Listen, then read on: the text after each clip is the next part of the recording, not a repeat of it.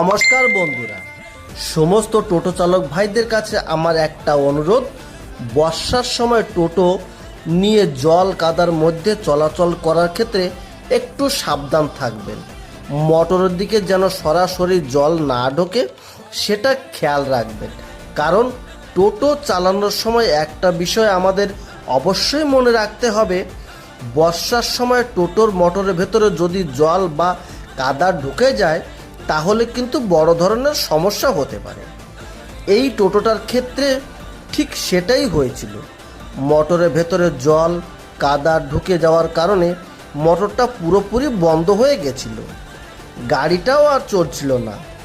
তাই আমরা প্রথমে মোটরটা খুলে ভালোভাবে পরীক্ষা করে ভেতরে জমে থাকা ময়লা কাদা এবং সব কিছু পরিষ্কার করে পুনরায় সেন্সার পর্যন্ত পরিষ্কার করে আমরা পুনরায় মোটরটাকে ঠিক